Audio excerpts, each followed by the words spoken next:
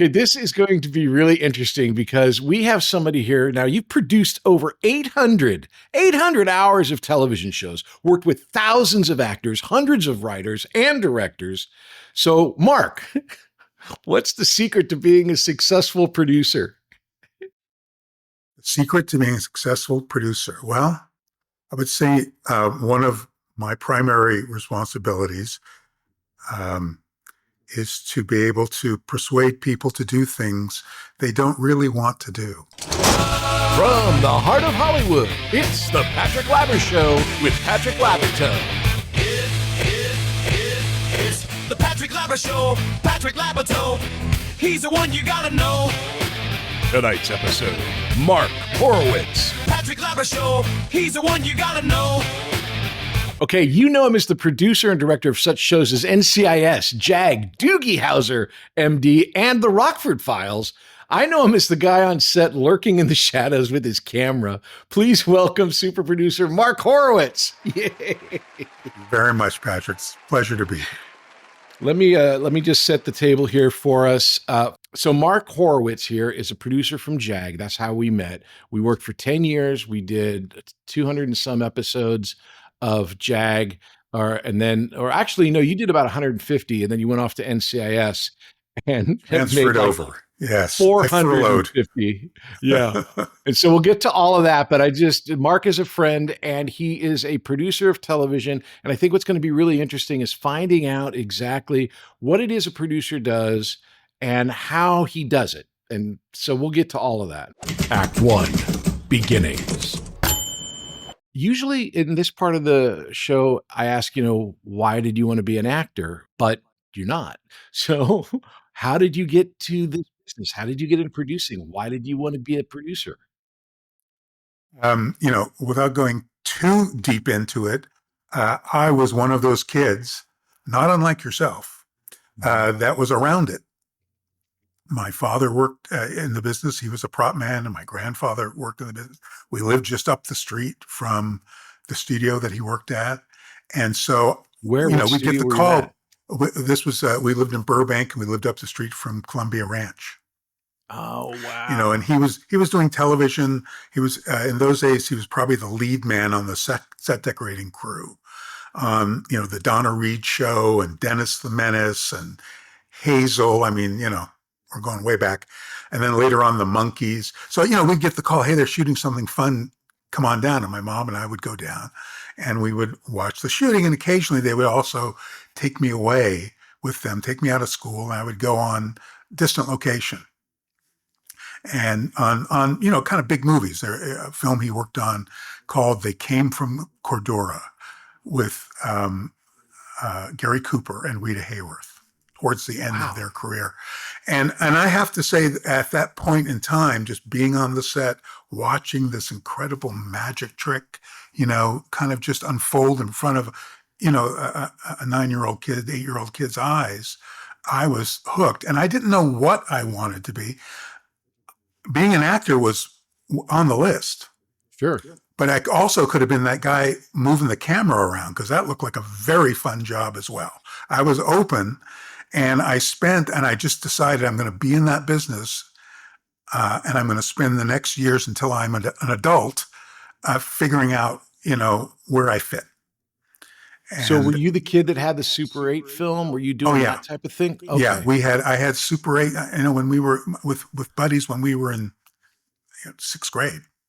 And then later on in junior high school and high school, and, that we had a whole little Super 8 gang. And we worked on each other's movies, and we went to see all. Did you read Starlog and Synfex? I did not read Starlog, but I did read the fantasy magazine. What was that called? And occasionally American Cinematographer. Right. And in those days, you did not have the access to information. Right. The way we have now. You didn't know how everything was done. There was really not that much written. And there certainly was no streaming resource, Now, I remember reading So an article in American Cinematographer from Laszlo Kovacs, mhm. talking about film stock speed, learning all about film from like an old school, paper magazine, and you keep them and then you refer to them, and it's sort of like your little treasure trove of like how to do That was stuff. it. And then asking questions, and friends of my parents, and somebody worked at Hanna-Barbera, somebody worked at Warner Brothers Animation, and I would get to go down and see how things were done. So it was a it was a wonderful journey of discovery, and I was very fortunate in as much as I never had any doubts about what I was going to be doing. I didn't know specifically what, but I Right. experimented with all kinds of things. And I So what discovered what early what on being an narrowed actor it was not one down? of them. What I'm was sorry. that? Go. I discovered early on when I couldn't stop laughing on stage that being an actor was probably not going to be my career. Well, what was it that narrowed it down to what you're doing now, with You know, production? I I I Because it's a I, lot that's a lot I of did work. spend a lot of time in editorial. Okay. I had a very traditional kind of Hollywood um, tutelage. I started as an apprentice film editor, and then I became an assistant film editor. And I was also had a tremendous amount of luck and landed on the Rockford Files television series as an assistant film editor. And in those days, because there was not streaming, there were not DVDs or video cassettes, when everybody wanted to see the movie, they all had to come together in the screening room and watch at the same time and talk together at the same time. And that was my masterclass with Steve Cannell, David Chase, Juanita Bartlett, Mita Rosenberg, and my dear friend Charles Johnson, who he and I ended up working together for 45 years, Yeah. starting way back then. And that world, those people who kind of brought me along, I think, Patrick, with one exception, my entire career, I've worked for or with one of the 5 producers that was on the Rockford Files television series. Well, yeah, I mean, Um, doing my research here, what's amazing to me is I call it the Universal Mafia. There was a group of you guys at Universal in the mid '70s. There was Stephen J. Cannell, Don Belisario was there, Glenn, oh, what's his name? Ben He's got Larson. Glenn Larson, Stephen Cannell, and then Charles Johnson was also there, and very, very, very connected to the Rockford Files. And I show here when I was going through here, you did at least your first credited thing as a producer was off the Minnesota Strip with Lamont Johnson, who's like a legend, and Yeah. David Chase was the writer, like just David the Chase was the writer. writer, and we cast an unknown right out of high school, Mayor Winningham. And we Right out must of have Canova read Park High, yeah. 50 young women for that role.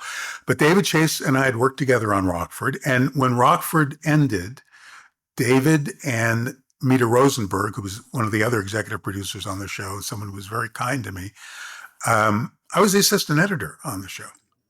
But they they said, we're going to do this TV movie, and you have a choice. You could either be the editor of it off the Minnesota Strip, or you could be the associate producer in charge of post production or coordinating the post production. And Uh-huh. it was a bit of a it was a little bit of a moment where I thought, well, one move is a move from this chair to that chair in the same room. And one move is a move from this chair to that office up there on the hill where it's a lot of action going on and things that I don't BlackRock, know yeah. about and I'd like to learn. And so I made that choice, and that was a huge break for me and an incredible movie. And I think David actually won the Emmy for best screenplay for Off the I Minnesota hope you Strip. would win another one sometime later in his It, career. it may have happened. It may have happened. Okay, so I want to just slow down here just for a minute because I'm geeking out because obviously I love film and I love Hollywood and I love all of this. I had no idea that you had a history with your mom or dad with with the, you call it the Columbia Ranch, which I think is so awesome. I called it the Warner's Ranch because it went from Columbia to Warner's, and now they've just changed it all. It's kind It's of all gone now. I It's know. all I'm just gone. so distraught. I literally learned how to ride my bike on the backlot there on that, on the, with all of that. And I was the voice of the WB where we recorded all of for years, for 5 years before I started JAG, I was recording promos at the ranch. And so like, I know where you The come ranch. from. I had a summer job as a laborer on a movie called 1776. Literally, I was like working a jackhammer or assisting the plasterers. And I would get there early in the morning, and Bobby Sherman was shooting, and Bobby Sherman would pull up, and there'd be a little caveat of fans there, at the front gate waiting for it. And then the Partridge Family was shooting. David Cassidy would show up. So yeah, that place held I think I actually met the Three Stooges there on a Columbia Studios picnic day when I was a little kid. So yeah, that place had a lot of very fond memories, the ranch.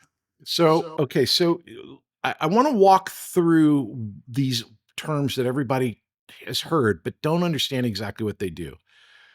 Editing is kind of easier to understand now that we have computers because everyone can edit either on their phone or on their computer, and they've kind of done it. But before that, it was literally a very laborious process where you would literally take film, you take a print of the negative. You never cut the negative except when you were done, but you'd have this print, and it would be literally like feet and miles of film that they would throw into a film bin with a little hook so that you could go get that piece from it.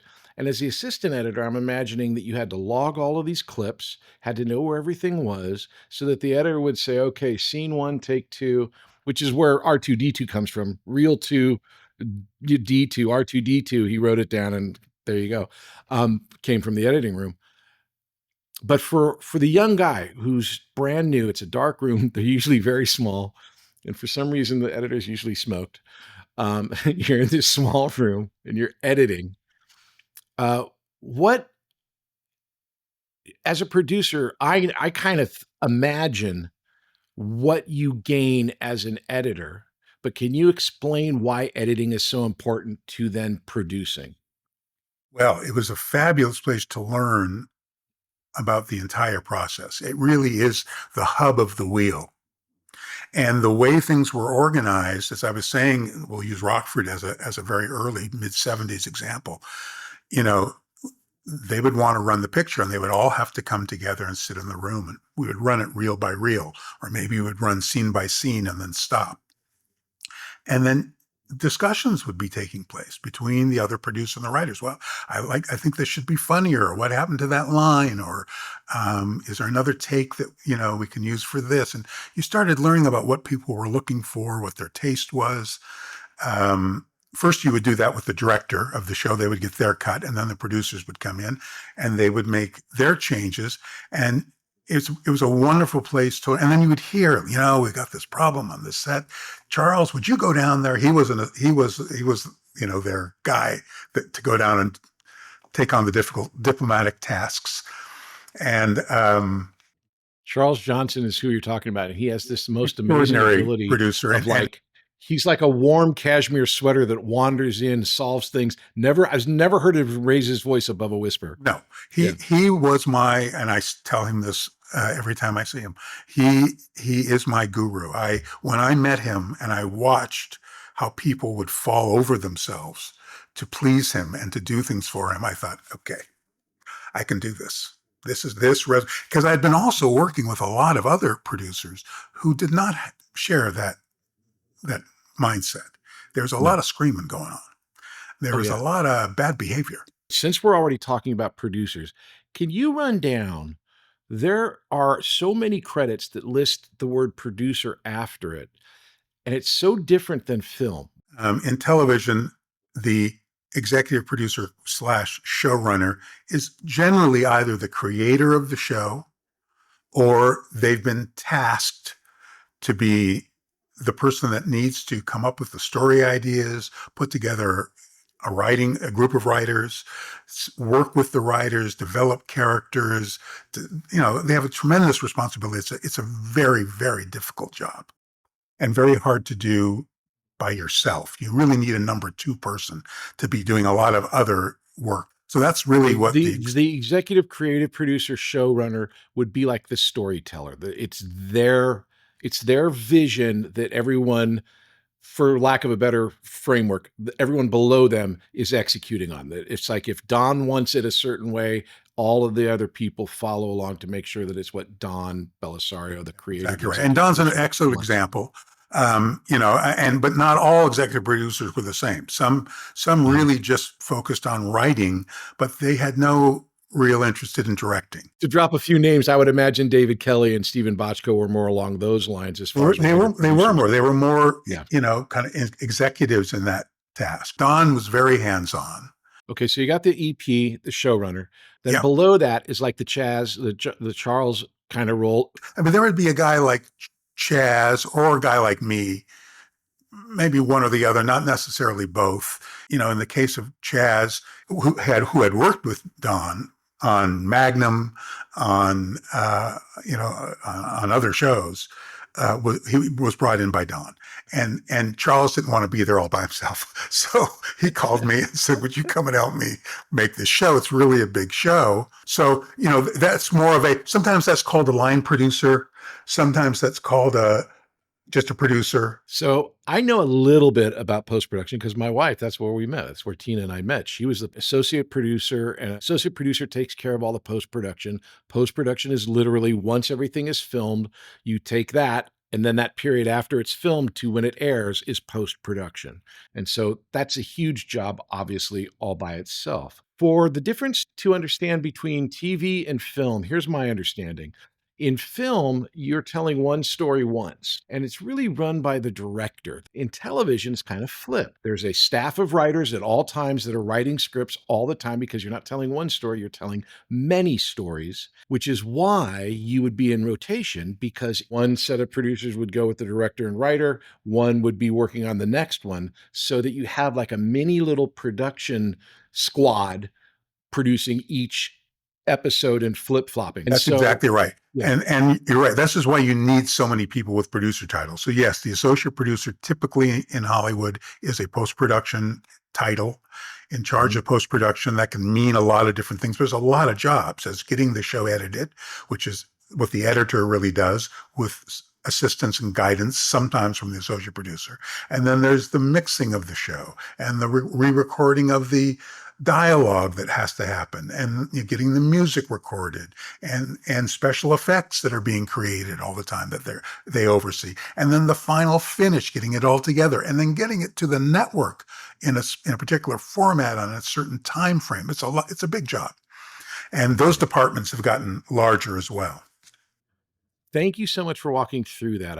Now that everyone kind of has an idea of what these different areas are, you end up on the Minnesota Strip. You're in there with David Chase, and you do this movie, and then you end up working on Brett Maverick and have this long relationship with James Garner, who I think was one of the nicest guys I ever met. What was your relationship with Jim?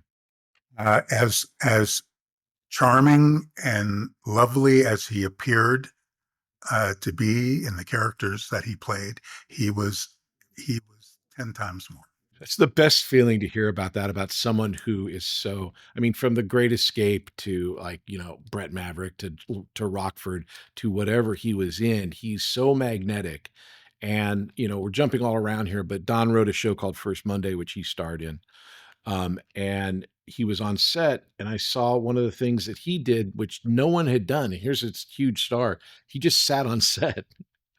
He never left. He never went back to his trailer. Well, I was going to say that he was the kind of actor, he came from the old school. He was one of the young actors at the end of, the 40s and 50s and 60s, big Hollywood movie star actors. And he learned from Spencer Tracy and all these guys. I mean, this is how you behave. You show up on the set, you know your lines. You sit in that chair, and you sit there all day until somebody calls you and says it's time to go to work, and you don't complain. You're not my decorator is coming at 4:30. Can you shoot me out? It would never happen. And in the case of the shows that I worked on with him, he was usually an executive producer as well, and some capacity shows were kind of built around him. So he was also the boss. Why does that happen when you have an actor? I mean, I understand kind of, but specifically, you'll see an actor have an executive producer credit. What are they getting out of that? What is it? What's in it for them? I think it's part of the negotiation, and sometimes it's part of the negotiation to get an actor to come and be on a show. You get this sort of extra credit. And also in a television series, there are back-end financial recoupments taking place, something called points. And this helps you, for that title, you might be getting a point or 2 points. And this is the money that is made from the show outside of the network screenings, when it gets syndicated, when it gets on a streaming run, when it gets sold in foreign, you are a profit participant. I don't think this is telling a tale out of school. I'll just say, because we're talking about James Garner, I was working on the Rockford Files series, where somewhere in about the 5th season, he had a meeting with the people in the tower at Universal, who informed him that he would not be participating in any profit because there was no profit. And they showed him these books that the show basically lost money. Now, when I said he was in charge, he owned the trucks. Like, this was a guy that would come around and turn the lights off, like he knew exactly what was going on. And I'm sorry, what do you mean he owned the trucks? Cherokee Productions owned the trucks that were rented, to the show. Like, he knew. So he went out and bought the equipment to lease back to the show. He had arrangements with GM. He was very savvy financially. Yeah. And so when he saw this and heard this stuff, I think there was a little bit of back and forth. And then one day he just said, "You know what? I'm sick. I'm not coming in." And we were like in the middle of filming, and it all stopped and it ended. And this is where you hear the term creative accounting. This was the incident at Universal where that term was born, because they in fact had 2 sets of books, and the show had made tremendous profit. And so it took a couple of years, but they settled on the courthouse steps. Wow. And Jim, in his magnanimousness, the settlement was to him, but he shared that with others who were involved in producing the show as well. And he didn't have to do that. And then a number of years later, Universal came back to James Garner and said, "Would you like to make some Rockford TV movies?" which I thought took a tremendous amount of chutzpah. Yeah. And he said yes. However, I need to be paid in advance. So there was a signing bonus for every one of those that he made. And then I think we made 8 or 10 of those. And I did that as a producer. We'll be back after these messages. Have you ever thought about becoming an actor and making your friends and family jealous? Well, have I got a deal for you. Here at Working Actors School, we offer many different classes so you can become a famous actor like me. And we have a delightful selection of classes, including Adult Weekly. It's every Wednesday at 5:30 p.m. Pacific. Here you will learn how to be an actor with other adults. How do we do it? How is it possible? Is it a miracle? Yes, it is. A miracle called Zoom. We teach everything online so you can become a famous actor and impress your friends and family. So if you want to be a famous actor and make your friends and family jealous, then you need to sign up at Working Actors School. You can get a hold of us at workingactorschool.com. You can sign up for classes at workingactorschool.com. You can make a reservation for the class online at workingactorschool.com. So come check us out. It's workingactorschool.com. Act 2, Success. So you move up from associate producer, editor to associate producer. And then How did you get to Doogie? Because that's at another studio and a That whole was the nother. that was the one show that was not directly connected to Rockford Files, but I had worked on a David Chase show called Almost Grown. Right. Only lasted a season on I remember CBS. that show. I liked that It show. was That a was a good wonderful show. show. It had a lot of music Yeah. in it, and I was very involved in that part of it. The whole every script revolved around a song. It might have been Elvis Costello's Accidents Will Happen. Well, it's not like they had the clearance for Accidents Will Happen before they wrote the script. They just had a lot of faith. So That's kind of crazy. part of my job was to go out, and this is, there's no emailing, there's none of this kind of stuff. You're Yeah. up in the middle of the night trying to call London and doing things to try and induce people to get them to allow you to use their music on the show. It was a lot of fun, and on that show there was the guy who was kind of me later on in life, Steve Cragg. He went to DOGGIE HOWSER, and he brought me on first. He offered me a job as the head of post-production. And then later on, I became a producer on the show, and it was the first series that I directed on as well. So it was a wonderful place to be able to experience those things. How did you get into, and why would you get into directing? Well, this was, part of my, I was still on my childhood trek of experiencing all of these things to see what it is I really wanted to kind of do. And directing was always out there. I'd made a number of little small films, some documentary films on the side. There was always something going on the side. Right. Music videos on the side, those kind of things. My buddy and I had a little cuts only video editing system at home, and he had a pretty decent video camera, and we would make little videos. So the idea of directing had always been something I wanted to do, and wanted to sort of experience, and of course to be able to do that on a big network television show was a real dream come true. And the How Doogie, do you convince someone? I mean, you just can't. There's not a jar where you put your name in and they pick one out. How did you get the gig? well, I certainly let it be known that I was very, very much interested. And, I guess in their minds, proven myself in terms of solving creative problems, both on the editorial side and on the set. I worked with a lot of directors. Prepping the director during this prep week before you start filming is a big part of the job. And I was, of course, gleaning everything I could from all the directors that I worked with.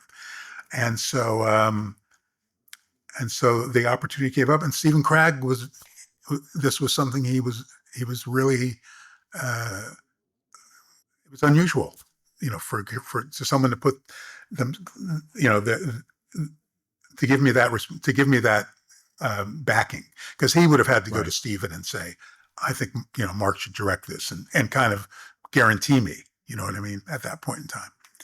Yeah, you're a And made man. You're not a made man. You got to have somebody it was a very vouch for you. it was a very menschy thing to do, and I've always appreciated him for that. Now, the interesting thing about directing, again, like we were talking about, this is a writer's medium. So, interesting thing that I found out rather recently is if you're a director that directs the pilot of a TV show, you get residuals for as long as that show is on the air because you directed it and you created the visual style. Every other You director, get a certain fee, yeah. a fee, correct. If you're directing another episode of that show on television, part of your job is to make it look like the episodes of the show. So you've got to really look at the script and deal with it. Also know the visual language of what the show is. How did you find that as a director?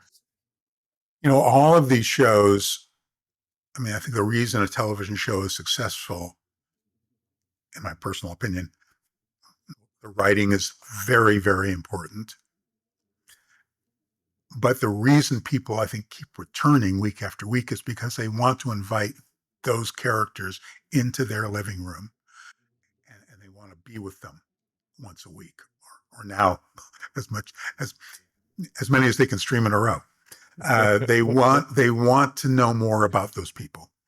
And so that's always going to be the core of directing an episode, is being true to the characters, maybe discovering something new about the character, maybe finding the character in a situation that's particularly charming, or something that the audience kind of loves. So as a director, you're kind of looking for those kind of moments.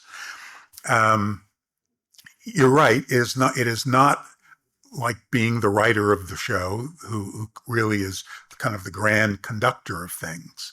But there's still a lot of respect for the directors that come in and can do it, and do it on time, and do it within a budget. These are all, a big part of it, and have the cast and the crew enjoy working with you, make the whole experience uplifting for people. Or, maybe it's a tough one. Maybe it's a tough experience, but when it all gets put together and you sit back and watch it, oh, wow, this came out pretty good.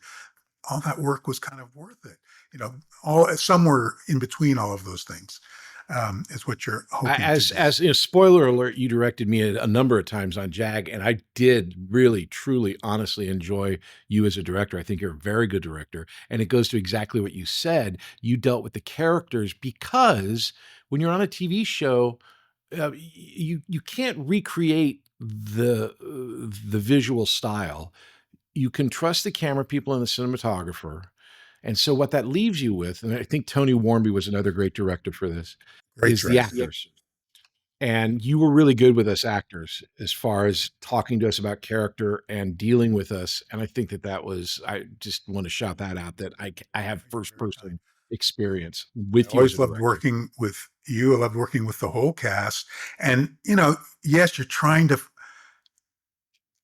not to impose oneself on the situation.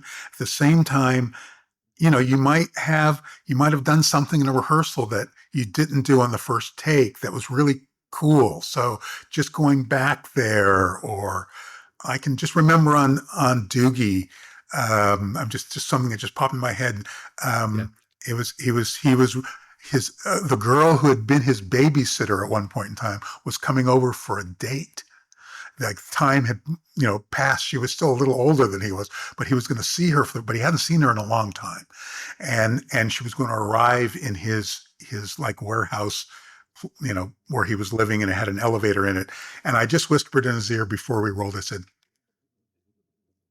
she might not look the same as she did when you were a little boy.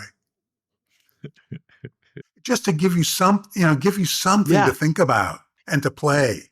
Not that there was any line in there. As it turned out, she was stunningly beautiful. But right.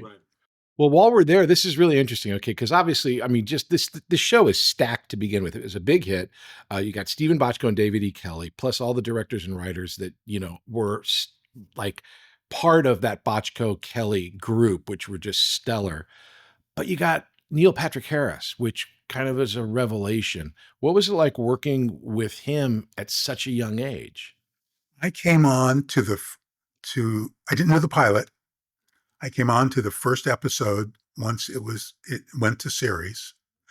I came on thinking, oh, they found this kid and they wrote a show around him. Like, I couldn't imagine any other version of it, because there was no one else I could think of that could possibly play this role. And that wasn't the case. There were actually other people who read for that role. In fact, one of them I just met.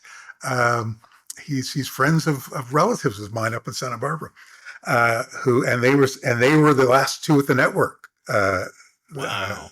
A guy who became a very rather famous producer. So he was incredible.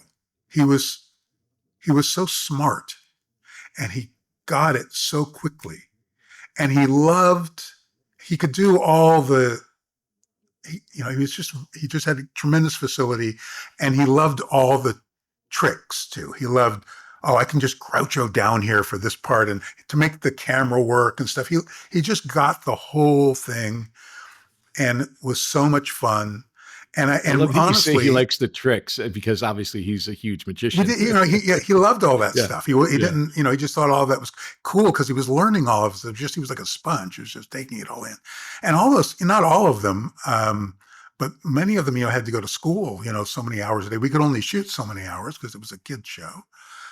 I can remember him telling me one day we were in the ADR room where we were doing some looping, and he said, Mark, one day I just really want to be able to sing and dance on Broadway.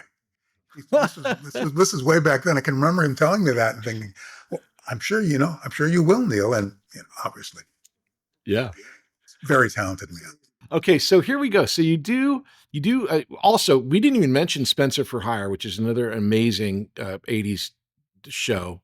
What was Robert Urich like? I just imagine that he was great. One of He those lived, guys. they shot the show in Boston, but he lived in Studio City.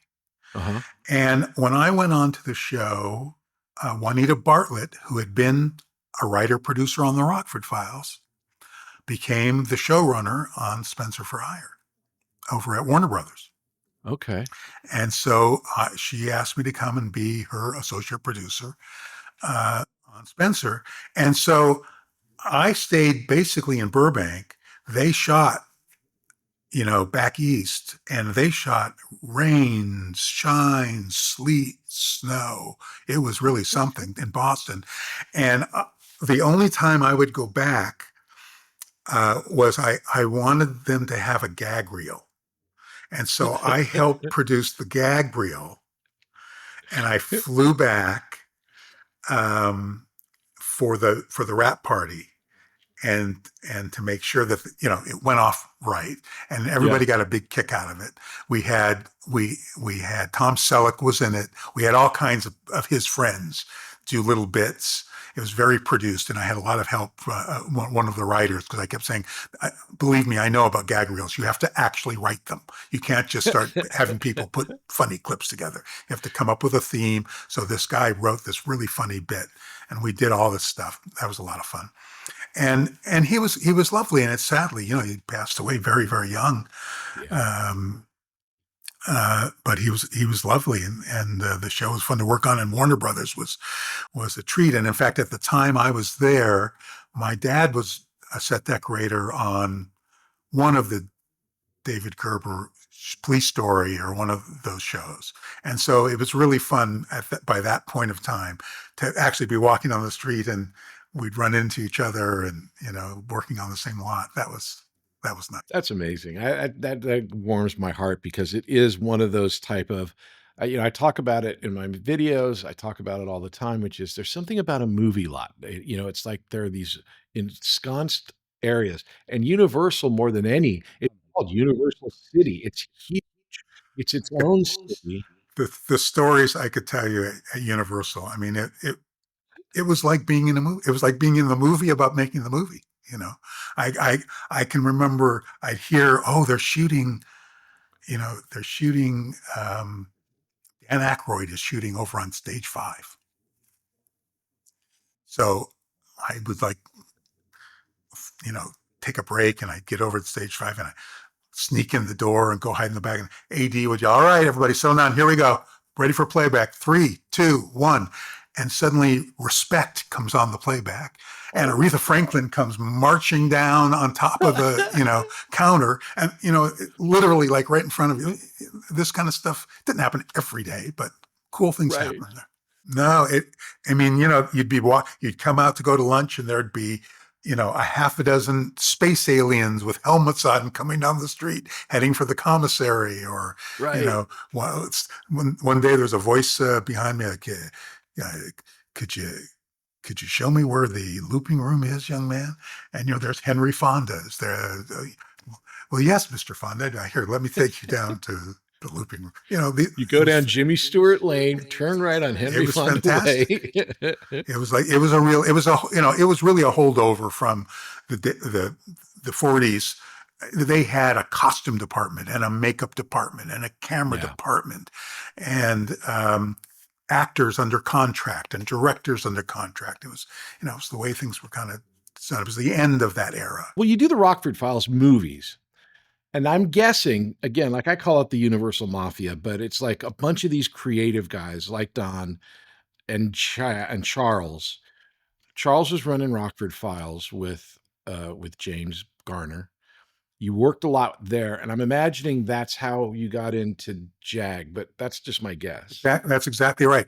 I Okay. mean, to be honest with you, it was Steve Cannell, Juanita Bartlett, and David Chase that were the showrunners of the movies. They wrote Okay. them all. Each one would, they all beat out the stories together, and then each one What a would write writer's like, room. Jesus. what a writer's room. Yeah. Um, yeah, well, I could go on and on. And then Charles was there as the producer, Uh-huh. and I was really there as both. Well, because it was a TV movie, we weren't doing 5 things at the same time. Right. We would prep them, shoot them, and edit them like a movie. And I think Right. we would start prepping later in post-production, maybe. For the next movie. So I really got to be a producer on set and then do my post-production job. Okay. And I didn't, well, and then we would then start prepping the next one. They were really shot more like a movie was shot. And so those were a lot of fun. So yes, that happened. And then Don called Charles and said, we're going to come back. I'm moving to CBS. Would you have a look at these budgets? We had a lot of trouble the first year, and maybe you can figure out, some ways to help us out. And one of the things that Charles recognized immediately was that it was a courtroom show, Right. but there were no courtroom sets. There was no kind of There's no standing courtroom set. I Yeah. think you guys had in the first season, I think there were like Chedwigan's set, the JAG set, and maybe David James Elliott, maybe Harm had an office. And that was kind of it. Then everything else you did on location. I would hear these stories about, 30-foot trucks full of set dressing just driving around because you never knew from one moment to the next where you'd be shooting the next day. And I just was looking at these budgets and going, oh my God, there were hundreds and hundreds of thousands of dollars an episode over. I thought, this is, we have to bring some sanity. So I wasn't very popular in the beginning on JAG because we'd said the writers would pitch, some incredible story. Here's what's going to happen. Harm is, a log is fallen over this canyon and he's going to climb on the log and then the log is going to start to spin and we'd be like in a meeting and then I would say, there's not going to be any log. There will not be any log over the canyon. What? No, we are not going to. You don't have the time or the money to be doing logs over canyon. On this show, we can barely get the dialogue out. Well, we used to be able to do that. Yeah, well, those days, my friend. I'm so sorry. That was sort of not an atypical thing in the beginning, and I will say that went for Don as well. People did not want to give Don in the first year and subsequently any bad news, No. they wanted to please him. I will say this because I can say this. I don't want to put you in a situation. I love Don. I was a huge fan of Magnum PI, Battlestar Galactica, The Tales of the Gold Monkey, Baba Black Sheep, Quantum Leap, all of it. I know his writing. I know Don. And so I worshiped him as a fan before I ever auditioned for the show. And he and I had a really great relationship because I did what he said, because I just thought he was fantastic.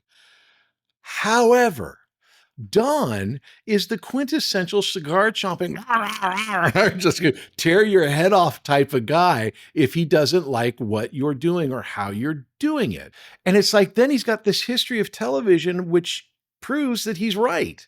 So it's like, it can be very difficult to work with a person who is opinionated, right, and just aggressive.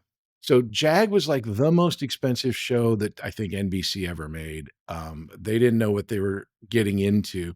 Don was giving them a quality show, but as you're suggesting here, at the expense of the expense. As a producer, when you're looking at a budget, where where do you look to fix these things? Like you were saying, transportation, like Well, standard sets or what? yeah, I mean, part of it was, you described it very clearly. And remember, before we get too far into this part, in those days, JAG was produced and owned by Paramount Television, Right. and CBS paid a license, or NBC paid a license fee to show it. Now, I had heard perhaps that NBC had some responsibility in overages. If the show went over, NBC was going to compensate a certain amount of that overage, which was very unusual. I'd never heard of that deal before. It may have had something to do with NBC's decision to cancel the show, in addition to all of its moving it around and not really letting it find an audience. Those are the real reasons. But the show you have to have so many days that you can shoot on set, that you can control your time, and then so many days that you can afford to go on location. Going on location is very expensive to move that whole circus around. So what Charles really suggested was, this is a courtroom show. This is about a lawyer.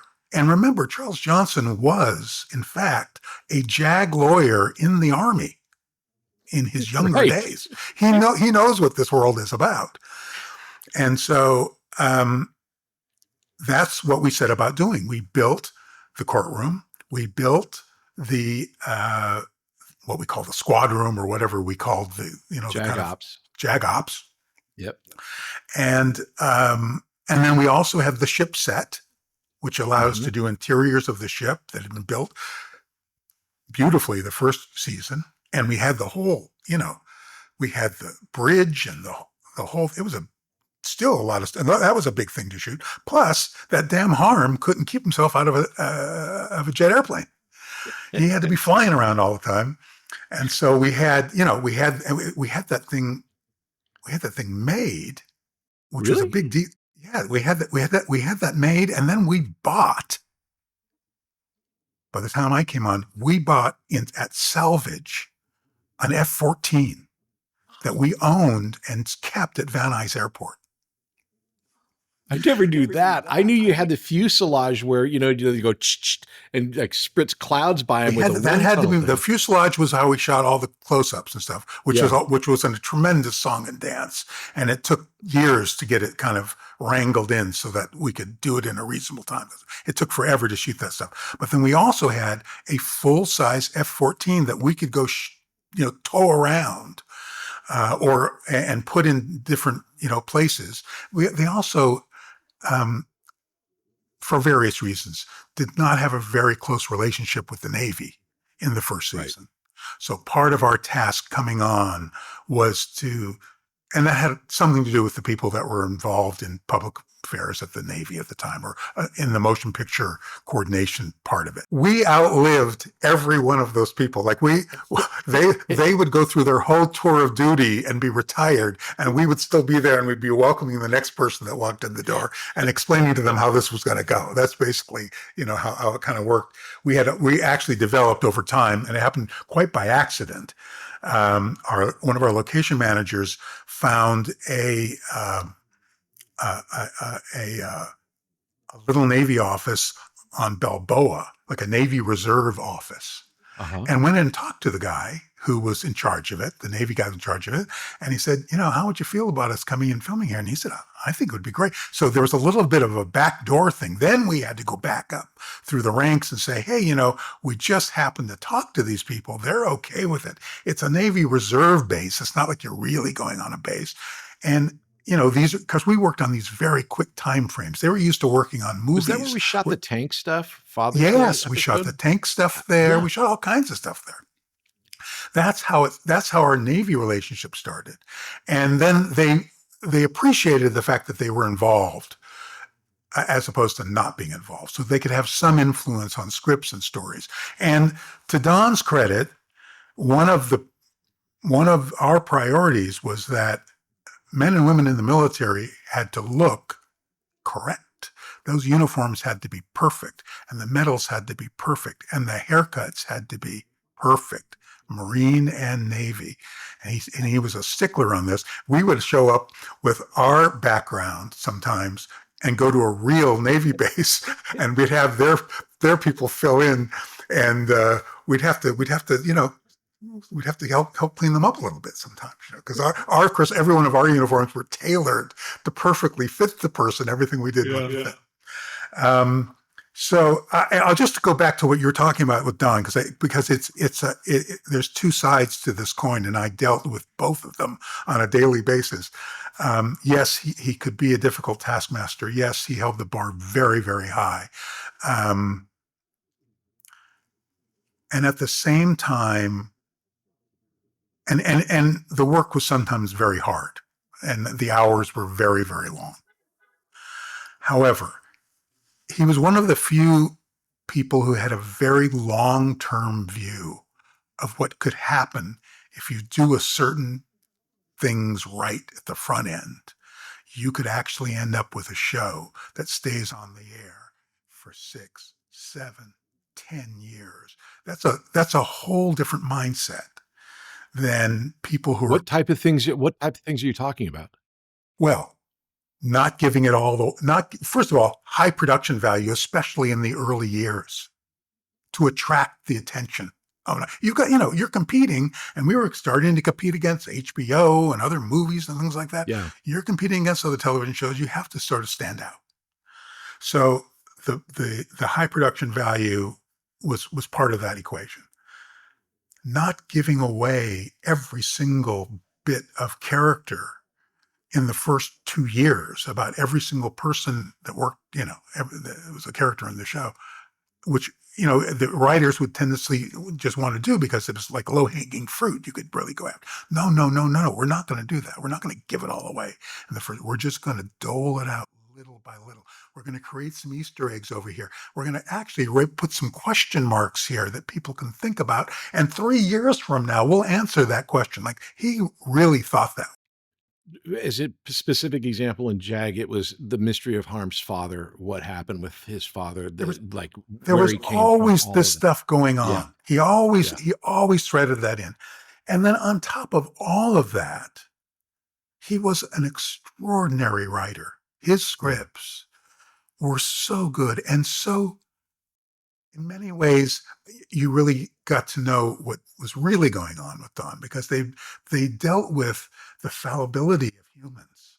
He had his finger right on the pulse of this stuff, and he wasn't afraid to talk about it in his stories. And so that yin and yang excuse me, I'm going to fix that. That yin and yang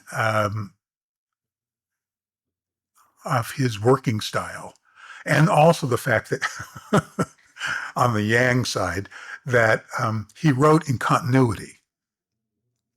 Right. And what does that mean? So that means he starts writing a script on page 1, and he doesn't know what's going to happen Right. at the end. He entertains himself. He doesn't know until he actually gets there. So sometimes you don't even start shooting with the whole script, but you have to now shoot in continuity, which means you might be doubling back to locations. You're going, or you get to the 4th act and you go, oh my God, the killer is the secretary who had one line in the first act. What, I don't even know if she can do this 3-page scene. These were the kinds of things you had to sort of deal with. It toughened me up. I'll tell you that much. I can remember somebody calling me and, talking about me going on another show, a very, very well-known show, very high-level producer, and telling me how difficult it was. It was going to be tough. It was going to be and I said, buddy, I work for Don Belisario. You can't scare me. We'll be back after these messages. Hey there, I'm Patrick Labyorteaux, and I've been an actor since I was a little kid, so I know what it's like to be a little kid actor. So I have a class here called Youth Weekly, and that meets every Tuesday at 5:30 p.m. Pacific, and it is an awesome class if you are young and want to learn all about acting. We have a great set of kids, and it's taught on Zoom, so you can do it from anywhere. You can do it on your phone, you can do it on your laptop, on an iPad. It's awesome. I've had kids take a class while they were in the car coming back from soccer practice. I swear to you. So if acting is in your blood, come to workingactorschool.com and check out the Youth Weekly class every Tuesday at 5:30 p.m. Pacific. I'll see you there. Act 3, present day. What I loved about working on JAG, I was a young guy, and it was a huge opportunity for me as far as it being an actor and being on a show like this. And like I said, I was just a fanboy to begin with. It wasn't until the 5th year on that we kind of had, I think, the platonic ideal that you guys wanted of 2 days out, 3 days or more on the set at JAG Ops or whatnot. And then you guys kind of mastered that with NCIS, where, I mean, you'd start it all over again because it was a different type of show. But you're still using this same set that they built, the same boat set they built on NCIS to like this season. One interesting, a moment in all of this JAG NCIS history, of course, we made the NCIS pilot as 2 episodes of JAG. Once we went to series with both shows, we reorganized the entire company, and our little warehouse space up there became like a little mini studio. So the transportation department serviced both shows. The costume department, wardrobe department serviced both shows. And by the way, the wardrobe on JAG was a nightmare. Keep all the uniforms and everything that had to be correct. That was a big job. We did this department after department, almost like the old school at Universal that we were talking about earlier. And we shot both shows side by side at the same facility. We not only had the warehouse space that we had, but we rented a warehouse next door. We rented a warehouse across the street. Right. And I thought, oh, this is going to be a train wreck. How are we going to not be bumping into each other and do all this stuff? But it turned out it worked like $1 million, and we brought in, I was moved over to NCIS. How do you guys figure that out?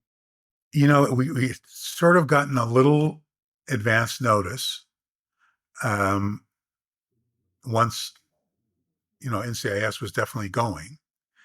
And then it was, I just kind of remember being told, well, Don would like you to go on NCIS.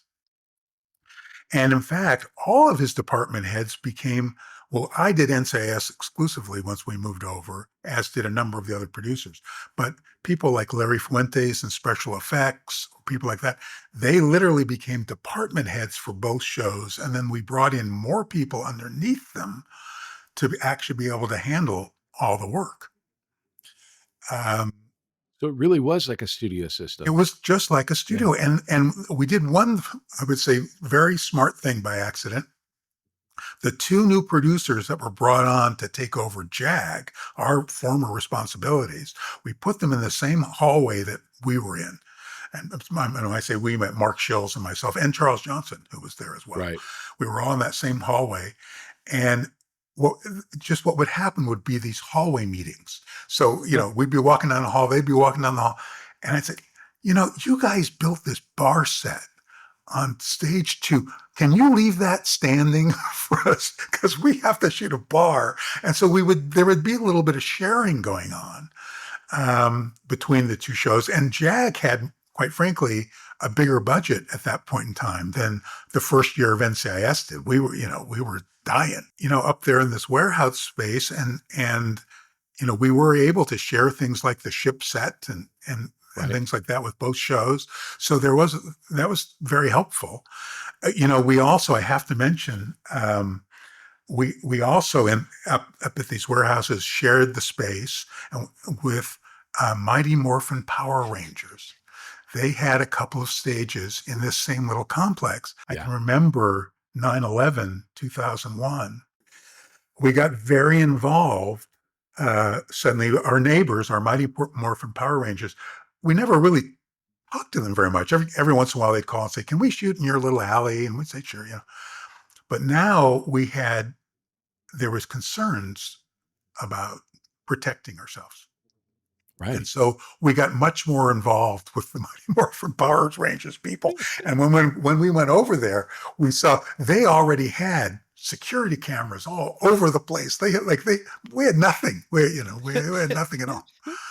But yeah, it was. Just so everyone gets an idea of where we started shooting JAG at Paramount in Hollywood. Then we moved to what's called Sunset Gower, which was originally Columbia. You So that started must have you had, started on Sunset Gower, and then we moved to Paramount.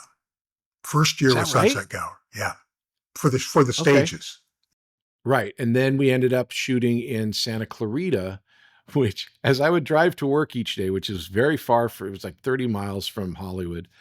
Every time I drive by Stevenson Ranch, it was like, buy a new home in Stevenson's Ranch, $200,000. And I'm like, who wants a home in Stevenson Ranch for $200,000? Now they're all worth $1 million. Like we should have been buying houses. Right. But that's where we were at. We were at this little industry park it was like what you say, it was like Well, and we Jag and Mighty Morphin Power Rangers. That's right. And when we made the move up there, we brought Jag up there after it was like you said, it's fun being on the Paramount lot. We had our first season at CBS. The second Uh-huh. season of the show was done at Paramount, but it was very expensive to shoot there.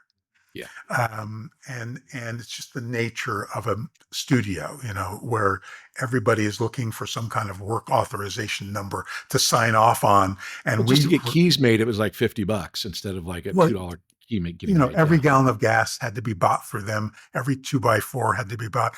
And so everything had, a premium tacked onto it. So by renting our own warehouse space, we were able to control our costs. This was what it was. We had to bring our costs down. Even after we'd made the changes, like building a courtroom and all that, we still had to move all that stuff from Paramount up to, what were much smaller warehouses. They weren't like big, Yeah.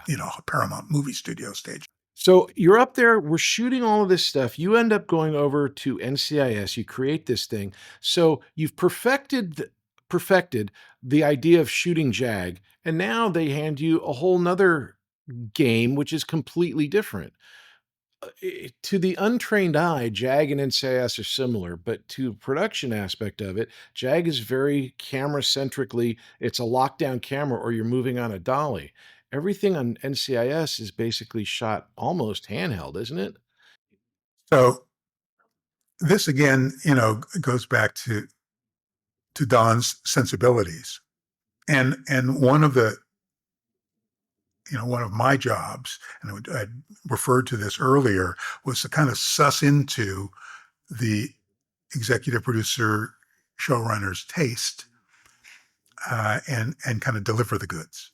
And I have to say that in terms of the Jag style, um, I had my taste was very similar to Don's. There was no difficulty doing any of that. We were both Mhm. big fans of you know World War II movies of the 30s and 40s. I understood that genre, and so and so did everybody else. Quite frankly, who worked on the show. So it had a flow, it had a look, it had a style. We still shot. We were I think one of the last series on Jag to use a 30-piece orchestra, a full-blown Yes. orchestra to score with. Everyone else had already gone over to synthesizers. And so it had a kind of older style, big movie look. Don specifically wanted to change the look of NCIS. He recognized that he did not need two military style shows that felt the same or looked the same. So they came up with a style that was much more radical, where we shot multiple cameras all the time, where we crossed the line all the time, which meant basically you might see somebody looking right to left in one cut, and then when you cut back, then they'd be looking left to right.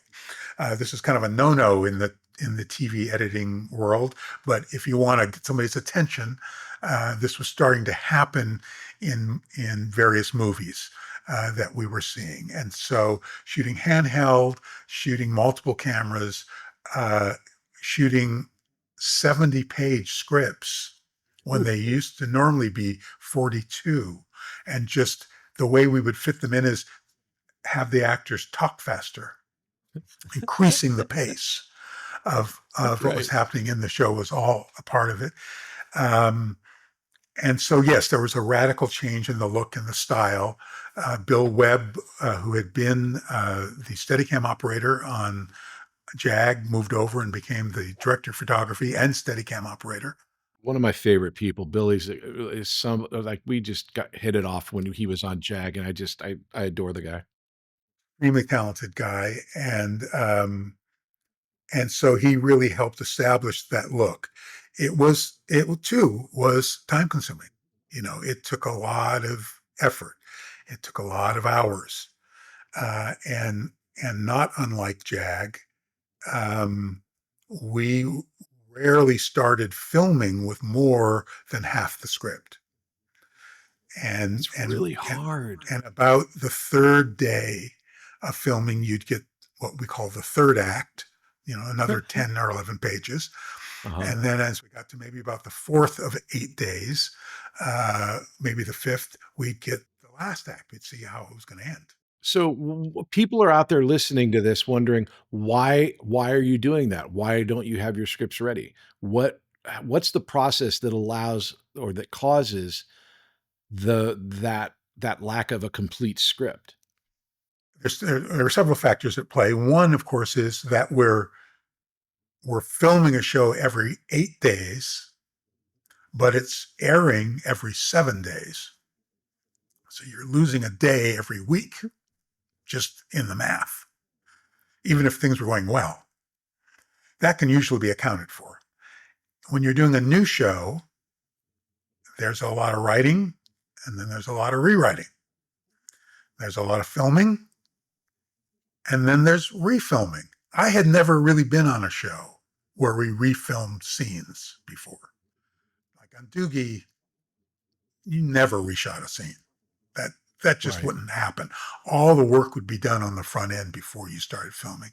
And then, unless it was some disaster took place. Well, also Doogie was like set based in a half an hour versus location based and an So hour. it was a much more handleable thing. Yeah. These shows, both JAG and NCIS, had a much larger production scale, bigger special effects, larger casts, and And 24 episodes a season as opposed to like 8 or 10 where you're, 24 you have the episodes. time. Yeah. As a producer, you're going to run into issues with the actors. Is that your part of the job? Do you have to deal with actors and the issues because actors cause turmoil everywhere? How do you, as a producer, deal with that? I try to recognize and listen to what they're telling me, and to bring into that, along with that knowledge, know the kind of pressure that regular series actors are under. And I don't think people quite hear about this or know about this. They know that they're very well paid, and there's these incredible numbers being thrown around. But when you're number 1, 2, 3, 4 on a call sheet, you're shooting something every day. Maybe you're one of the people that's virtually every single scene, or 90% of the scenes. This is what your life is like. You're up at 5:30, 6 o'clock in the morning. You're in your car. You make it to the lot maybe by 6:30.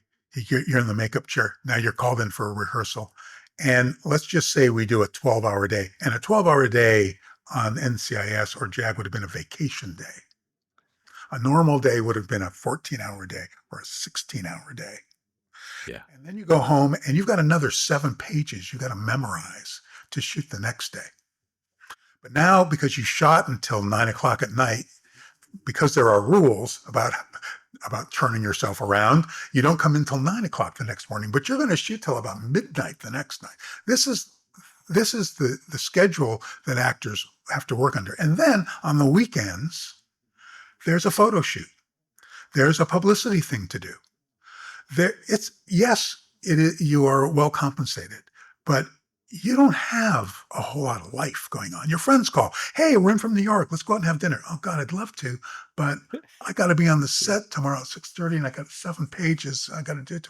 That's what every day is. And especially in a series like ours where we were doing 22, 23, 24 episodes, that's a marathon that you have to And run. for some of the actors, like you're saying, this actor didn't, but some of the actors, they have to look good doing it. They have to keep up their workouts or whatever they're eating. They don't have any place to like hide their exhaustion. It's And quite very frankly, difficult. I would have scenes come in and I'd read something and think, they're going to pull this off. This is terrible. Like how are these actors going to make this believable or make you care about anything? And and I'll say, you certainly did it on a regular basis. I saw Thank you. David James Elliott do it. I would watch, I'd go down to set just to see what was going to happen. And somehow, you guys just breathe life into this stuff and find a way to make it work. That has a value. And that also has there's also a lot of pressure because Right. the words are coming out of your mouth. You're the one Well, I that's got to say this about David because I don't want any of my hidden meanings to be taken out of context. David, I have the most respect for because obviously he's the person literally in my career that I've worked with more than anyone else. I'm on screen with him more than any other actor. I've known him longer than my wife. I've known him longer than almost anybody. Um, on episode 224, Fair Winds and Following Seas, part 2, or whatever the last episode of was Jag. I saw his script on set and you looked through it and it still had notes in it. And here's a everybody, guy they gave a damn. making notes. Yeah. Yeah. Because they want Yeah. to make it work. Yeah. When you got a group of people that actually care and show up every day and swing the bat as hard as they can, then I cut people a lot of slack in the behavior department. I try and find a way to help them make it work. And it's not that I'm not going to be realistic with them or look them in the eye and say, no, my friend, that's not what happened. Right. Here's what took place, and here's how we're going to fix it today. Or here's what I can do to help you fix it. Or I'll go talk to them and, we'll get it sorted out. Now, having said all that, which I think is true, and I think it's really good for people to understand that, I know Mark Harmon from 2 other projects before. I've worked with Mark a bunch. I respect Mark. I think Mark was a great number one in that, he leads the set by example. Mark, it was absolutely the captain, not only of the acting team, but he really was the guy, he's another one cut from the cloth from the old school. Right. He came in, knew the work, he cared about the fact that this guest star who showed up, who decided he didn't really need to memorize his lines in advance, um, and was not above pulling them aside and saying, you see that makeup person over there? She's not going to get to go home tonight because you screwed around for a half an hour. We waited for you. See That's that awesome. crew? They've been working. These people show up here every day. Like, he was not above cluing people in. And so that was helpful. That set the bar actually very, very high. You know what I mean? And because he led at a very high level, everybody else sort of felt, they did as well. I would just try and be as understanding as I could be. I would try and help them fix a problem if I could. I just felt I had to have, my door was open, and Mhm. they knew that. Yeah. And I just felt that was part of my job. Just I had to be there to help adjudicate these things that were just going to happen. And let me tell you, it wasn't just always between actors. The actors were they were not that tough. You had various members of the crew who are, it's like a family that works together. Anybody who's together working that intensely, that many hours, those many days, day after day after day, their frictions pop up and things happen, and you gotta, find a way to kind of help them through it. Mainly, So, my yeah. primary mantra was, What you're talking about is personal. And we can talk about the personal. What I'm talking That's about great. is the work. So Right. no, you can't say, I'm never going to help this guy again, because that's the work. And you're going to do the work. But we can figure out how to be a little friendlier to each other. We can figure out how to be a little more respectful of one another personally. Well, compliments to you and Charles and Mark and all the guys that were the other Mark that were producers on these shows, because it shows that there's not there wasn't a lot of turnover. I could go to the NCIS set today, and 90% of the people that were on JAG are still that crew. So it's sort of like you figured it out. Yes, there was a group of us that came over that stayed with the show. And I have to say, it was one of the reasons why I just stayed on NCIS for the 20 years that I did, because there was a shorthand that developed over time where everybody kind of really knew what to do. I mean, yes, there'd be certain guidance given one way or another, or questions would obviously pop up. Everybody just wanted to do a great job, but everybody kind of knew how it went. And as I Does said, it get easier? I mean, 20 years. I mean, let's just not skip over that. That's an amazing accomplishment, I period. thought, I think it did. I think we certainly got from when we started to, even 3 or 4 years in, we started to come up with ways of shooting and things to help Mhm. it bring those hours down, because it was getting to be too much. What's the hardest thing about producing NCIS? I love making the show. Certain political things, certain studio regulations, things that were outside the making of the show, uh, became very, very hard. And I will say, making the show during COVID was very, very hard. Yeah, That was I remember I that was worked on an tough to do. episode during COVID with you guys, and the process that you guys had was very exacting and very helpful in that we were tested every other day, every day, and it was a whole process with Mike the medic and a whole bunch of other people. But I felt safe, but I can't imagine that the process. It's not like you go pull off the shelf. Oh, it's COVID process. You had to come up with it. Well, no, it was a whole system that had to be approved by the studio, and within the context of other things that were going on. And really, it was really just being kind of made up as we went to try and develop something that worked. And we were pretty effective most of the time, um, with those protocols. And quite frankly, during the worst of the COVID, the early years of COVID, I think the safest place to be was, on our set. A show evolves. You have different people move in and out of different, as far as the cast, the storylines evolve. But Jag had Harm and Mac and me and Chegwin for the majority of the episodes. But a show like NCIS, you've had so many cast turnovers. How do you approach? How does that happen? How does that affect your job as producer? I have to say, those responsibilities primarily fell to the executive producer, whoever that was at the time, in terms of making those calls and deciding what kind of characters needed to come in, who they were going to be, and then to be a part of the casting process, making those choices.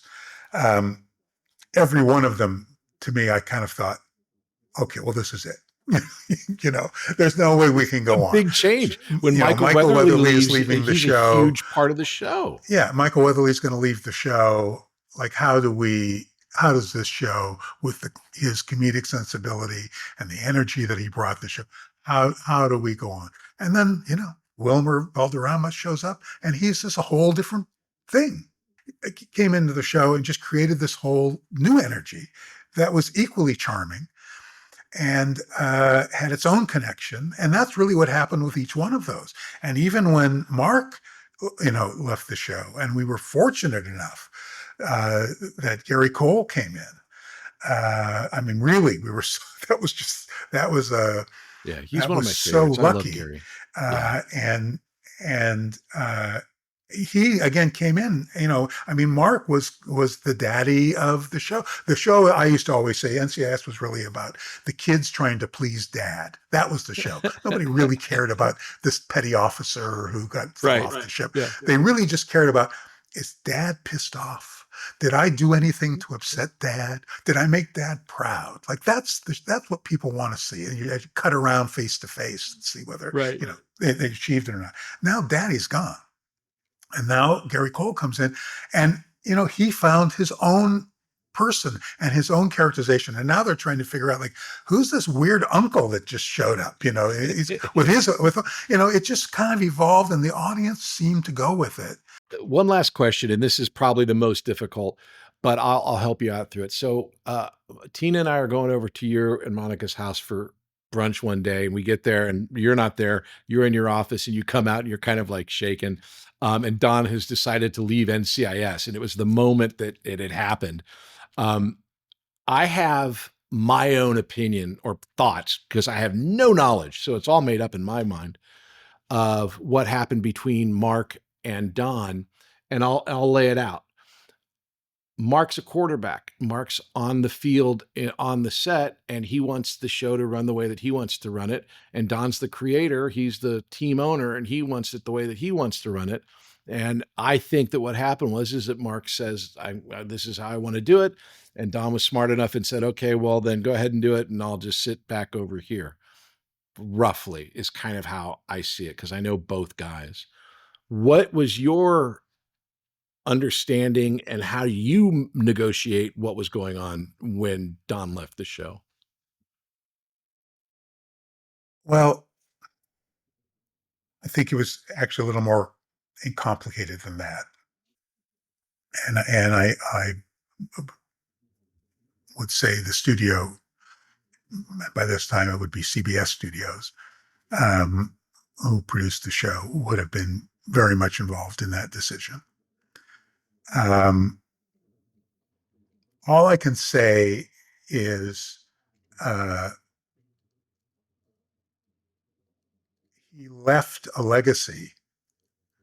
He ingrained that show with and embedded it with so much information and so many wonderful connections that we've been mining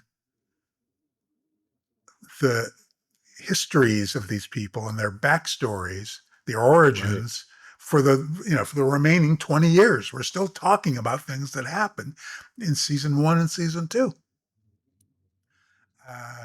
So that's what I mean when I say he really, despite whatever difficulties there may have been, he really set this show up for, a kind of success that is so rare,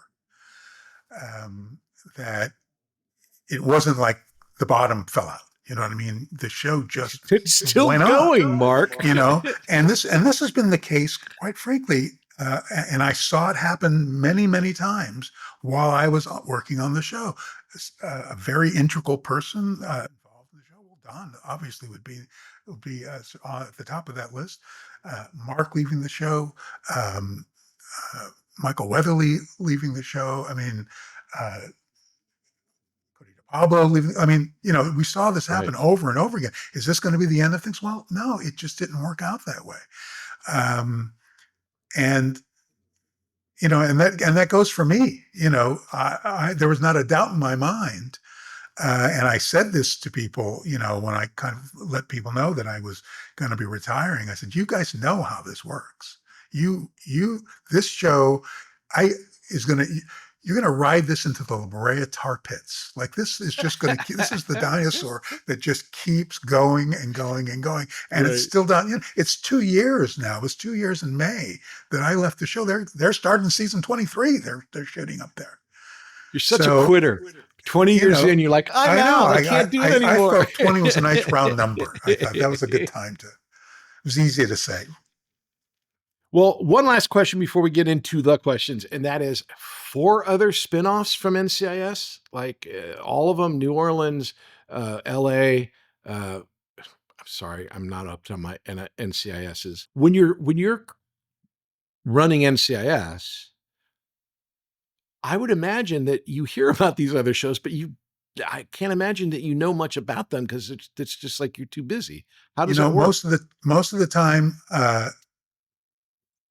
if we were shooting, if we went down to the Paramount lot to shoot something on their back lot on Right. NCIS, which we would do because it was a fun place, we would run into the LA guys, and I think we were probably closest to the LA guys.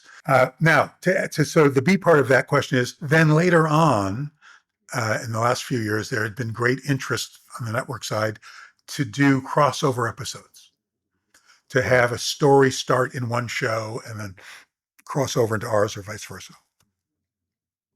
These are very difficult to pull off because just to get a show scheduled of your own is tough enough. But then to work around somebody else's schedule when that actor is going to be free, especially if they're in Hawaii, and then they've got to fly out and work for so many days, then they got to be on the 10 o'clock flight to get back so they can finish the scene, and the minutia, you can't believe it. So those were hard to do. So we did a couple with Hawaii, then we did an LA one, and I got to say we had more fun. We had Cool J and Chris come up, and of course they had done a spinoff. We had done the spinoff episode for Right. for LA. LA years and years earlier, and they came up and played on the set. They brought the most beautiful energy. They were so fun to be with. Talk about a couple of guys who cared and wanted it to be great. And instead of it being kind of a drag, it just lifted everybody up. It was kind of like new energy coming into the room, and I think everybody had a great time. Those episodes came out really, really good. So sometimes it's really fun to cross over, but it's when you ask me about one of the things that I didn't like, I used to say I'd rather break my arm and get COVID than have to do a crossover episode.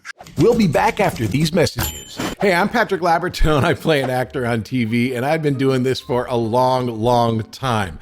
And I know what it's like if you are in a class with people, and sometimes you just want to have that one-on-one connection with the person that you're working with to go over, I don't know, a particular scene, or maybe you have an audition, or maybe you just want the privacy to try stuff that you don't really know is going to work and not have anyone look at you. Well, I have the perfect solution for you. It's called One-on-One with Patrick Labyorteaux. You can book your time at workingactorschool.com, and it's just me and you for an hour going over whatever it is you want to work on, breaking down the script, talking about character, figuring out your intention, the spine of the scene, everything that goes in to making a dynamite performance. So if you're interested in acting and want that one-on-one personal attention, check out One-on-One with Patrick Labyorteaux. You can find all the information you need at workingactorschool.com. Act 4, questions. Okay, so here we are. We're in the questions area. This part of the show is literally called Tina Has Gotta Know, because Tina came up with these questions. Tina, all right then. Yeah. So the first one is, that's showbiz. What is the most Hollywood moment in your life? I'm just popping just from the top of my head. Don Belisario getting his star on Hollywood Boulevard. It doesn't get much more Hollywood than that. And we all, and it was also the 200th episode of JAG, or 150th. 200th episode. Yeah. And both shows were shooting, JAG and NCIS. We found a location in Hollywood to shoot on that day so we could be in Hollywood. Of La Brea and Hollywood, right where his star was. And then we stopped at a certain point, and everybody got in the van and went. And we got to all experience it. It was great. And then they had nice little refreshments afterwards. And then we went back to work. But that was pretty Hollywood. I totally agree. Number 2, that's showbiz part 2. What's the most embarrassing Hollywood moment in your life? I don't know if it's a Hollywood moment. You know, I can say one of the most embarrassing as a producer. We had rented. Don wanted a very specific kind of jet in a shot, like a Gulfstream, and it had to be a certain Gulfstream. And so we procured the rental of it. And when you rent the Gulfstream, you have to rent the pilots just to move it from one part of the field to the other. And we went and shot, and we shot a little late that night. Uh-huh. And, but we finished. And then the next day, the owner of the Gulfstream wanted to go someplace at 10 o'clock in the morning, but his pilots had been with us until about 2, and they were not allowed to fly. So we had to pay for the Gulfstream, which had already been an exorbitant amount, for another day. That's something that lives with me. It's like, oh my God, it's about the worst thing that could possibly happen. That's so perfectly a producer, like, embarrassing moment. I love It it. a producer embarrassing moment. Yeah. Okay. This one's called Show Me the Money. What's your biggest missed financial opportunity in Hollywood? Oh, I should have invested in condors, which are like those big cherry pickers, Uh-huh. that have That that, raise the lights, or they and have scissor lifts. Those would be the two. Oh, and the third, actually the biggest, was up the street from us there in Valencia. Was you remember, was the old Lockheed Skunk Works that we Yep. would go up and shoot because they had a lovely grounds and all of that. Yeah, it looked like a And it came up for futuristic. sale. It came up for sale on the courthouse steps. And I think it was, and they had a number on it. It was going to go for like about $1.3 million. That's it? Yeah, it was not much money. And so I went to like Diamond Farnsworth or something, looking for somebody who might have $1.3 million hanging around. And Diamond was thinking about it, but it had also paired with it, because it had been a Lockheed thing. It also had a lot of contamination underground. Yeah. From oil and contaminants that needed to be Jet cleaned out fuel, before they whatever. could. So it was going to be more than just the deal. And of course, we don't have time for this kind of stuff. But those were the things. Had I, from a purely financial, oh my God, it was an incredible piece of property. That Would have been I never really, knew it that. would have been very bad form, quite frankly, as would my Condor or scissor lift idea, because it would have been a conflict of interest. I would never have owned the equipment and then rented it back to the company. That's just something you couldn't do. Says Not the as- good, honorable producer, but the very basic bad idea in Hollywood is, look at what Lyle Wagner did. He owns all the dressing rooms, the wagons, were the very star lucky. wagons. Okay. Show and tell. Number 4, as a teenager, what is your favorite poster in your room and how'd you get it? Oh, favorite poster. Well, I would say the color fold out that came with Sgt. Pepper's, that came with that album. That was pretty gorgeous, and I got it with the album. Beautiful. Number 5, showdown. What is the thing that is your best thing you've ever done? This is professionally, because I know kids are always the right answer. But what's the best thing you've ever done and the worst thing you've ever done? Like as a producer or a director, even. Like, what are you most proud of and least proud of?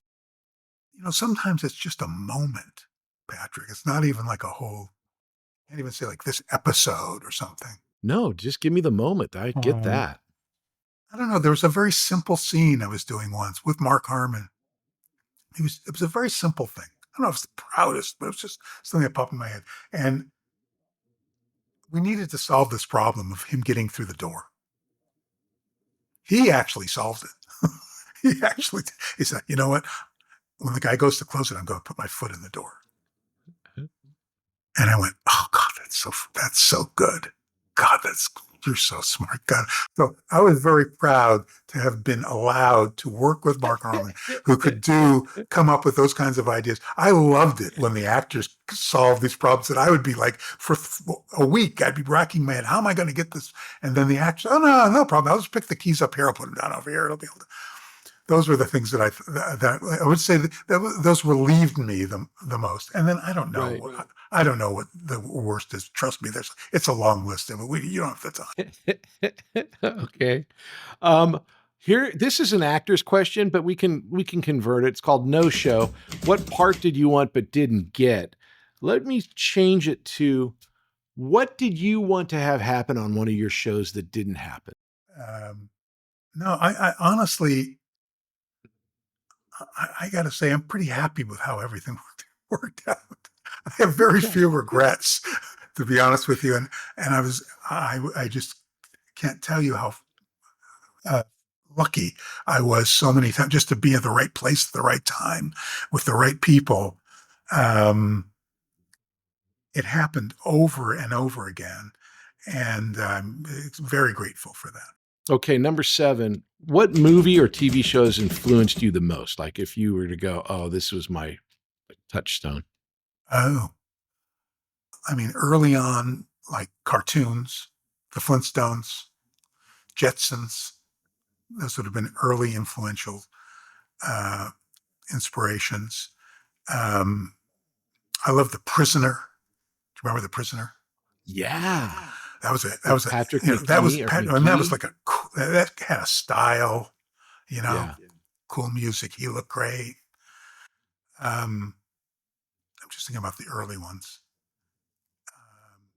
I think about, you know, The Sopranos, you know, the depth of those shows. And, that's a series. Well, let's take that just for a second. So Sopranos comes on. It's Sopranos. Everyone knows why you like it, but a buddy of yours wrote it. So how does that affect your opinion of it?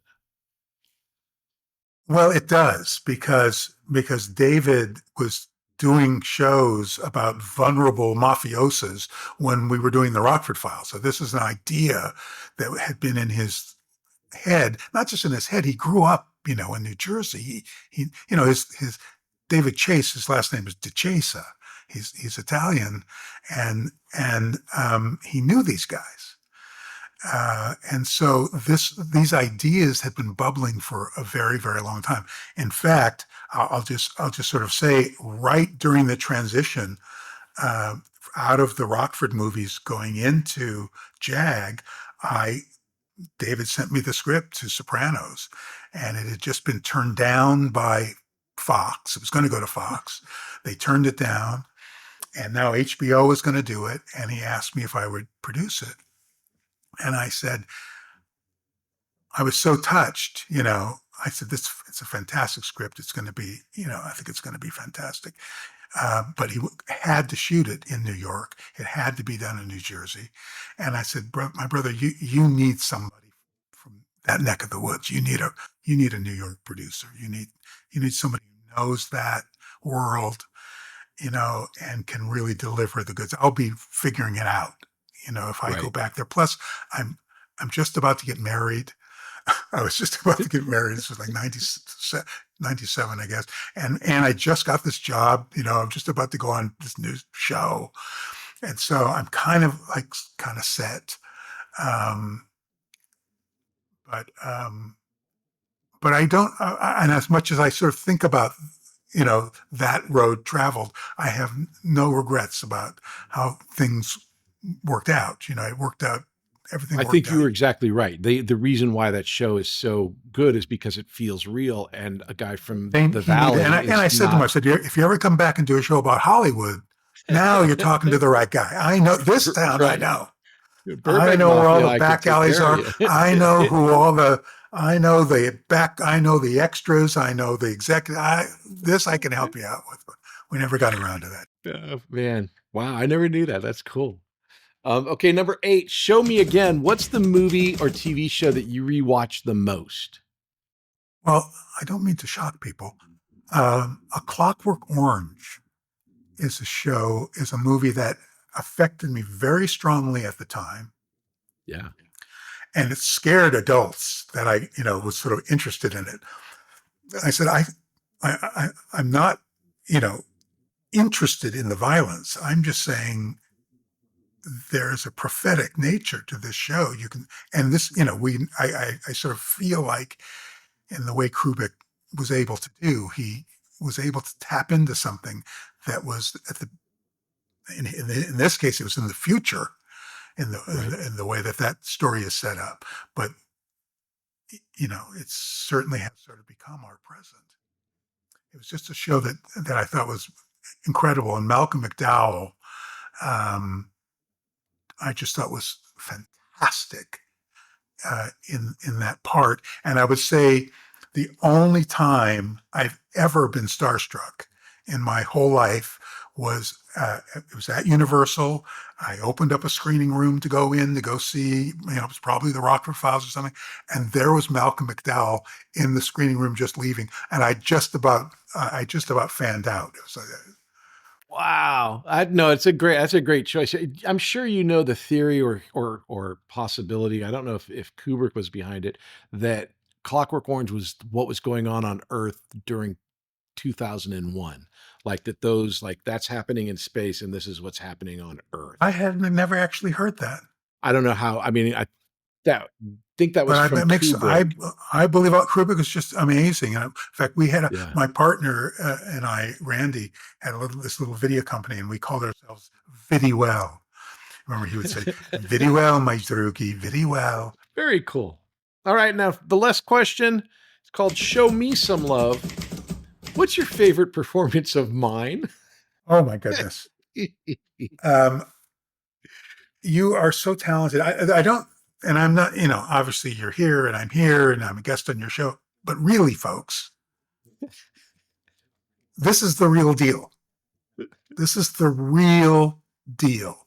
This is an actor you can give any kind of part to, and he will find the reality in it. He'll find the humanity in it and the believability in it, even if it seems a little unbelievable. And he'll make it his own, and he'll make it real, and you will totally believe he is this character. And yes, he brings a lot of his own sweetness to the parts and humanity. I'm just going to say, we know about you on JAG, and we know about your character. And you and Carrie together had that fantastic chemistry. And by the way, Don Balsario adored you. And, you guys could do no wrong there, because you were just always so solid and good. And, you were so popular with the fans. But, we did a little something a couple of years back on NCIS. I said, he's a Russian and he's not a good guy. And you walked in the door and you had the accent, and it was dead on and real. It wasn't like some actor doing a Russian accent. And you played it was fantastic. And I just have the utmost respect for your talent. When you start doing this at 7 years old, you learn a few things.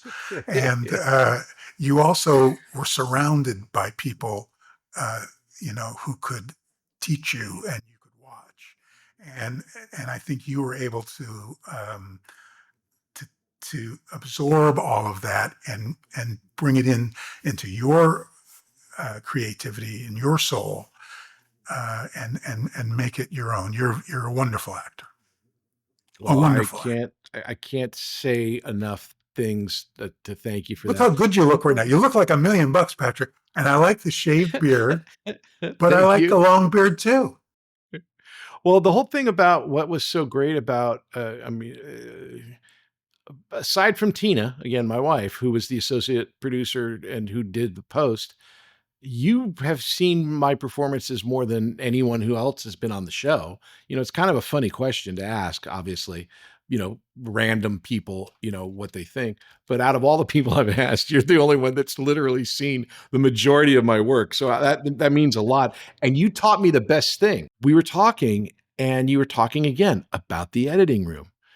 And you were mentioning either Don or you or both you and he were talking about how, well, let's just cut to Patrick because he's always doing something interesting. Because when you're cutting a show together, you need to cut to different things. And if you're trying to fix something, you need to cut to something. And that taught me as an actor, always have something going on, even if you're not talking, because they can cut back to you and get more screen time. You have put your finger on something very important. And the other guy who did that very, very well was James Garner. And wow, this was one of his huge strengths. And this is when you talk about what did you learn in editorial that helped you either produce or direct. sometimes I would cut scenes as well as being the assistant editor on those episodes. My editor was George Orr, is a fantastic guy, and he would give me scenes to cut. And if you needed something to cut away to, you could always cut to Jimmy because he'd still be connected to that actor. And that's just how you are. You do this. You do the same thing. Well, Mark, I can't thank you for the time. I mean, just walking us through all of the possibilities of what a producer does is so exciting for me to have you do that. Thank you.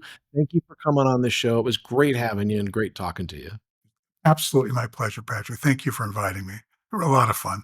I love you, brother. Love you, man. It's the Patrick Labyorteaux Show. Patrick Labyorteaux. He's the one you gotta know.